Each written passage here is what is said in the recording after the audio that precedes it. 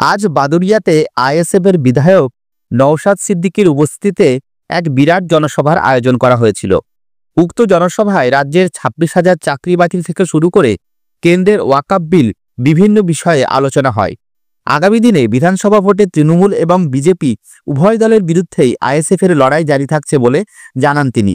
সাধারণ জনগণকে হিন্দু মুসলিম নির্বিশেষে পাশে থাকার জন্যও অনুরোধ করেন। পাশাপাশি সাম্প্রতিক ভারত পাকিস্তান যুদ্ধ নিয়ে আমেরিকার দাদাগিরিকে কটাক্ষ করে বলেন, এর জবাব 56 ইঞ্চিকে দিতে হবে।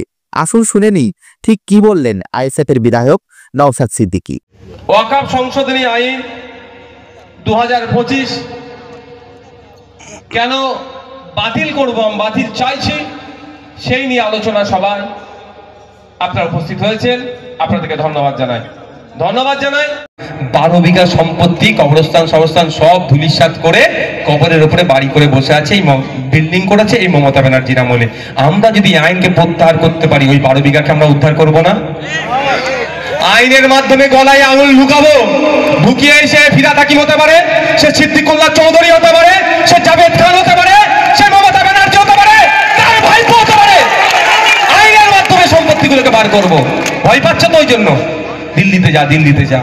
দিল্লি যাব না কালীঘাটে আন্দোলন করব, কেউ বলতে পারবে না। গণতান্ত্রিক রাষ্ট্র, মোদির আমরা প্রজা নয়, মোদি আমাদের রাজা নয়। মোদিজি আমাদেরকে দেশের প্রধানমন্ত্রী, তাকে 100 বার সম্মান দিতে হবে। সম্মান দেবো। ওয়াকফ ভোটটাকেই তুলে দেবো কি ভাই? হতে পারে? ওয়াকফ ভোটের ক্ষমতা কেন ওটা হতে পারে? আজকে যারা চালাচ্ছে তারা চোর ডাকাত, তাই জন্য দেয়নি।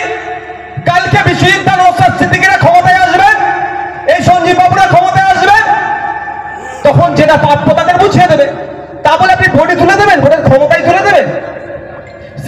গুরুত্ব ঐতিহ্যকে ধ্বংস করছে।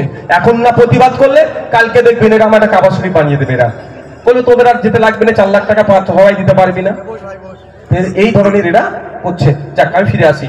ওই যে পুরীর জগন্নাথ মন্দির যেটা আছে পাকিস্তানের, দেখেছেন যে ওই যে ওদের প্রধানমন্ত্রী ওর সোশ্যাল মিডিয়ার পেজে ওর নিজেকে বিজয়ী বলে ঘোষণা করছে, আর আমার দেশের প্রধানমন্ত্রী দেখুন একই করছে। তো ব্যাপারটা হচ্ছে, আমরা ওদেরকে মেরে গুঁড়িয়ে দিয়ে আসলাম ওদের জঙ্গি ঘাঁটি, আর ওরা ওদেরকে সিম্প্যাথি নেওয়ার জন্য, পাবলিসিটি নেওয়ার জন্য ওরা বলছে বিজয়ী হয়েছে, ঘোড়ার ডিম হয়েছে। ওরা গোপনে গোপনে আমাদের নেতাদের, আমাদের আর্মিদেরকে ফোন করে বলছে যুদ্ধ থামাও, নাহলে ওদের 12টা বেজে 13টা করে দিতাম আমরা। ট্রাম্পের মধ্যস্থতা কি উচিত হচ্ছে? আমি সরাসরি বলছি, আমি যতটুকু জানি জ্ঞান আছে, যে কাশ্মীর ইস্যুতে আমরা তৃতীয় কোনো পক্ষের মধ্যস্থতা আমরা চাই না। সেখানে কিভাবে করলো? কেন ট্রাম্প দাদাগিরি দেখাচ্ছে? আমাদের 56 ইঞ্চি কোথায় গেল? এর জবাব 56 ইঞ্চি দিতে হবে। আমরা যুদ্ধ থামাবো কি যুদ্ধ করব, তৃতীয় পক্ষকে বলে দেবে, তার আগে টুইট করে দেবে। ট্রাম্প আজকে সারা পৃথিবীর কাছে এটা দেখালো কি, যে ইন্ডিয়া পাকিস্তানকে উনি কন্ট্রোল করেন। আর যে বারবার বলে নাকি কারো ছত্রছায়ায় চলা যাবে না, স্বতন্ত্র আত্মনির্ভর ভারত হতে হবে, তাহলে ট্রাম্পের আন্ডারে আমরা আছি? এর জবাব তো বিজেপিকে দিতে হবে, ভারত সরকারকে দিতে হবে। Thank you.